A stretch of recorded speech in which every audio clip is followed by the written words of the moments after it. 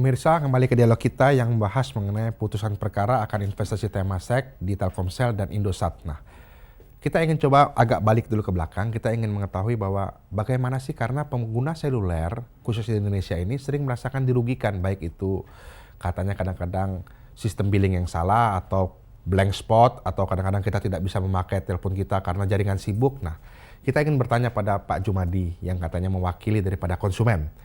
Pak, konsumen Bapak kan sering bersuara mengatasnamakan konsumen, tapi kita lihat bahwa konsumen kadang-kadang ya pasrah, blank spot ya blank spot, tidak ada usaha. Melihatnya bagaimana ini Pak? Karena begini, yang terjadi sekarang itu proses edukasi kepada pengguna itu hampir bisa dikatakan masih minim gitu kan. Artinya apa? Mestinya pengguna juga diedukasi oleh para operator. Begini apa tentang teknologi, tentang layanan dan lain sebagainya. Pada saatnya nanti kita pengguna akan mendapatkan quality of service yang memadai. Mungkin dalam hal ini mungkin juga saya akan mendukung BRTI untuk melakukan mensupport regulasi tentang quality of service. Saat sekarang kita service level agreement antara customer dengan operator itu hampir dikatakan masih nggak jelas, mengambang. Artinya apa? Banyak sekali pengguna yang tidak tahu. Edukasi pada pengguna itu perlu diperlukan.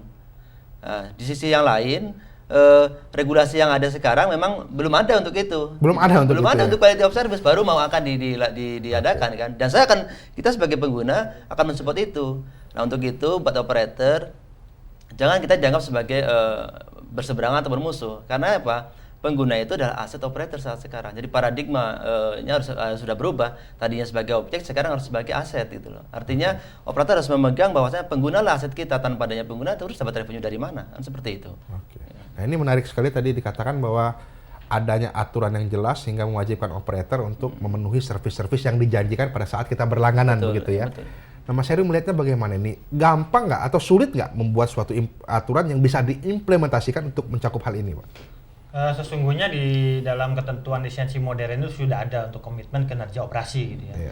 Hanya memang itu belum standar. Jadi memang dalam waktu dekat ini sekitar 12 peraturan menteri sedang kita siapkan dan akan kita keluarkan terkait dengan kualitas layanan.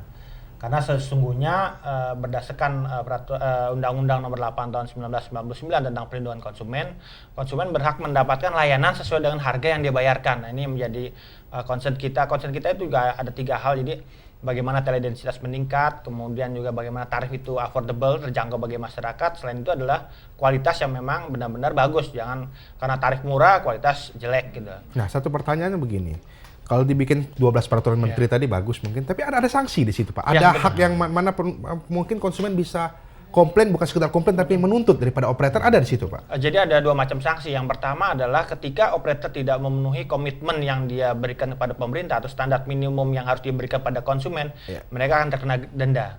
Kemudian yang kedua itu konsumen berhak mendapatkan kompensasi atau ganti rugi yang disebabkan kesalahan dari operator secara langsung gitu loh. Jadi kita juga membuka ruang untuk itu. Kita bisa menerima pengaduan dari konsumen melalui pengaduan@brti.or.id atau telepon, kita juga punya telepon seluler yang bisa dihubungi setiap saat gitu ya, agar masyarakat mendapat kepastian. Dan memang ya mungkin seperti Pak Jumadi katakan, memang eranya udah berubah. Sekarang konsumen juga merupakan satu subjek bagi industri telekomunikasi ini.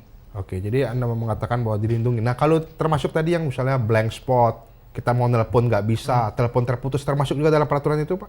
Iya, itu dalam quality of service itu berikut, misalnya katakanlah penanganan gangguan dalam waktu 24 jam itu dia berapa persen gitu. Jadi nggak boleh gangguan itu lebih dari 24 jam sesungguhnya. Pengiriman SMS itu berapa, yang valid itu berapa jam, segala macam itu harus dipenuhi standar itu. Oke, nah kemudian balik dulu ke Pak Jumadi. Pemerintah merespon hal itu dan akan membuat peraturan itu. Nah, supaya bisa implementatif, Pak, dan simple itu, apa yang Anda harapkan? Edukasi, artinya roadshow daripada BRTI mengatakan kepada masyarakat, ini loh sekarang ada quality of service yang harus diberikan kepada masyarakat oleh operator. Sebaliknya dengan hal seperti itu kita akan wise, oh iya ternyata ada seperti itu. Jadi saya berharap juga customer akan mengerti bahwasanya ada hak-hak mereka.